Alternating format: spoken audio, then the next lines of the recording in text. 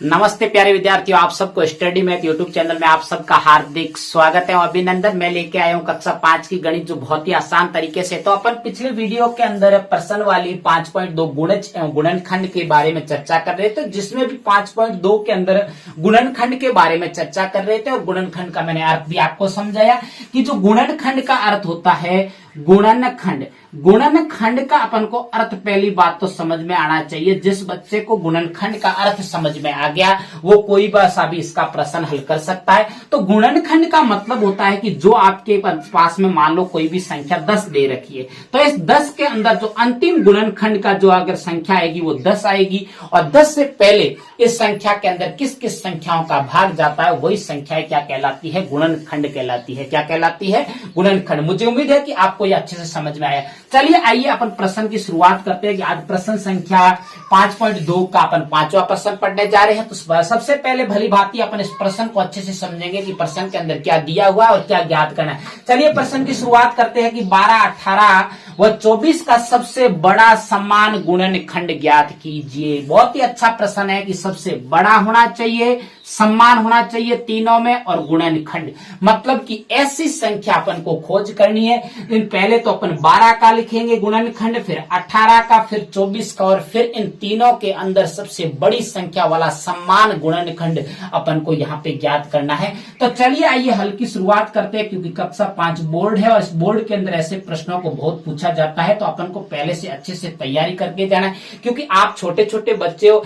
अगर छोटे छोटे बच्चे अगर प्रयास नहीं करेंगे तो कभी नहीं सीखेंगे, और गणित एक प्रयास का जरिया है, और जो बच्चा उसके अंदर प्रयास करता है वही आगे बढ़ता है। तो चलिए आइए शुरुआत करते हैं अपन कि सबसे पहले नंबर 1 पे लिखेंगे, 1 नंबर पे लिखेंगे कि 12 का गुणनखंड। 12 का गुणनखंड, तो 12 का गुणनखंड अपन सबसे पहले लिखेंगे। तो 12 का गुणनखंड क्या है ये देखो। तो गुणनखंड मुझे पता है कि आपको सबको पता है कि गुणनखंड का अर्थ होता है कि इस 12 के अंदर किन किन संख्याओं का पूरा पूरा भाग जा रहा है। तो चलिए 12 के अंदर एक तो 1 का भाग जा रहा है, छोटी संख्या से शुरुआत करेंगे। 1 के बाद में देखो 2 का भाग भी पूरा पूरा 12 में जा रहा है। देखो जा रहा है ना, 2 का भाग 6 बार जा रहा है। देखो 6 दूनी 12। अब देखो उसके बाद में 3 का भाग, देखो 3 का भाग भी जा रहा है, 4 3 12 होता है। और उसके बाद में 4 का भाग भी जा रहा है, तो 4 का भाग भी देना है। 4 के बाद में क्या 5 का भाग जा रहा है? नहीं जा रहा है 5 का, तो 5 का नहीं देना है। 6 का 6 दूनी 12, बिल्कुल 6 का भाग जा रहा है, तो 6 का जाएगा। उसके बाद में देखो 7 का जाएगा क्या? नहीं जाएगा। 8 का भी नहीं जाएगा, तो 9 का भी नहीं जाएगा, तो सीधा किसका जाएगा? 12 का भाग जाएगा। किसका जाएगा? 12 का भाग जाएगा। तो जो अपने पास में 12 के जो गुणनखंड प्राप्त हुए हैं वो 1 2 3 4 5 और कितने, सॉरी 5 नहीं, 5 6 गुणनखंड प्राप्त हुए। टोटल कितने प्राप्त हुए? 6, जिसमें से कौन कौन से? 1 2 3 4 6 और 12 प्राप्त हुए। कितने हुए? 12 प्राप्त। अब देखिए उसके बाद में 2 नंबर पे देखेंगे, तो 2 नंबर पे किसका गुणनखंड चाहिए अपन को? तो 18 का गुणनखंड चाहिए। किसका चाहिए?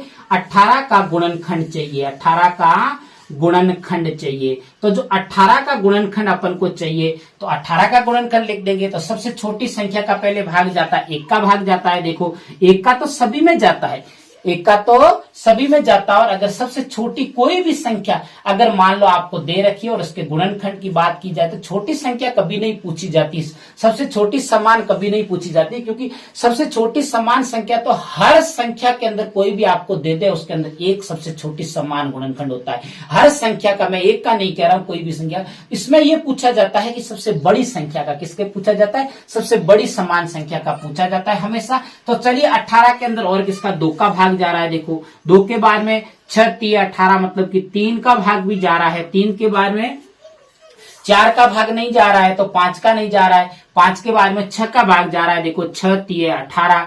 6 के बाद में और किसका जाएगा? 7 का ही नहीं जाएगा, 8 का ही नहीं जाएगा, 9 का जाएगा। देखो 9 दूनी 18, और 9 के बाद में तो सीधा किसका जाएगा? 18 स्वयं का जाएगा। किसका जाएगा? 18 स्वयं। इसमें भी कितने गुणनखंड 18 के प्राप्त हुए अपन को? तो 1 2 3 4 5 और 6 कितने गुणनखंड प्राप्त हुए? 6 गुणनखंड प्राप्त हुए। या तो अब देखिए उसके बाद में अपन 3 नंबर की अगर बात की जाए, तो अपने पास में किसका है? 24 का। किसका है? 24 का। 24 का गुणनखंड, 24 का गुणनखंड। तो 24 का जो गुणनखंड है वो क्या है अपने पास में, तो सबसे पहले सबसे छोटी संख्या का भाग देंगे, एक। सबसे पहले किसका, 1 का भाग जा रहा है 24 में। उसके बाद में देखो 2 का क्या जा रहा है, बिल्कुल जा रहा है, सम संख्या है, सम संख्या में तो सम संख्या का भाग जाएगा 2 का, 2 का पूरा पूरा भाग जाता है। और उसके बाद में 24 के बाद में किसका भाग जाएगा, 3 का, 8 3 24, मतलब कि 3 का भाग जा रहा है। देखो 3 के बाद में 6 चौके 24, 6 चौके 24 होता है तो 4 का भी भाग जाएगा। 4 के बाद में 5 का नहीं, 6 का, 6 चौके 24, मतलब कि 6 का भाग जा रहा है। 6 के बाद में 7 का, 8 8 3 24, मतलब कि 8 का भाग भी जा रहा है। 8 के बाद में 9 का नहीं जाएगा, 9 के बाद में 10 11 का भी नहीं जाएगा, 12 का जाएगा, 12 दूनी 24। और उसके बाद में तो सीधा किसका जाएगा, 24 का जाएगा। किसका जाएगा, 24 का। तो अब देखो अपन को भी, आप जब भी बोर्ड परीक्षा के अंदर ऐसे प्रश्नों को हल करते हो तो इसी प्रकार हल कीजिए। इस प्रकार अगर हल करोगे तो आपके कोई दिक्कत नहीं आएगी, एग्जामिनर आपके ऊपर खुश होगा, खुश होकर आपको अच्छे नंबर। अभी तक अपन का आंसर प्राप्त नहीं हुआ, केवल गुणनखंड प्राप्त हुए। अब अपन को तो क्या चाहिए, तीनों का सबसे बड़ा समान गुणनखंड चाहिए। तो क्या लिखेंगे कि 12 18 व 24 का, 12 18 व 24 का सबसे बड़ा, सबसे बड़ा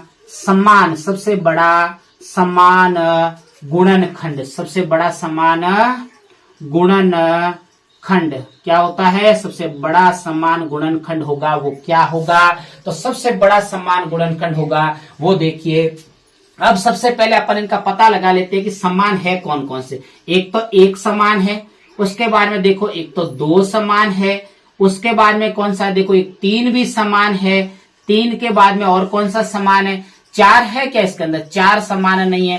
देखो 6 समान है, उसके बाद में देखो कौन सा समान है, 6 समान है। 6 के बाद में देखो 12 क्या समान है, 12 ही है उसके अंदर, तो 12 समान नहीं है। तो 12 समान नहीं है तो अपने जो सबसे बड़े की अगर गुणनखंड की समान की बात की जाए तो वो कौन सा होगा, अंतिम 6 होगा। कौन सा होगा, 6। तो अपना आंसर प्राप्त हो गया। मुझे उम्मीद है कि आपको अच्छे से समझ में आया। बार बार अगर इसको पढ़ो और बार बार बिना देख के पढ़ो, इसको सीखो, मिलाने का प्रयास करो, तभी जाके गणित सीखी जाएगी। केवल रटने से काम नहीं चलता, अपन को तो केवल तरीका समझना है। मुझे उम्मीद है कि आपको अच्छे से समझ में आया। अगर मेरे पढ़ाने का तरीका अच्छा लगे तो मेरे चैनल को सब्सक्राइब करना और आगे अपने प्यारे प्यारे दोस्तों को शेयर करते रहना। तब तक मेरे स्टडी मैथ यूट्यूब चैनल पर बने रहे। नमस्ते।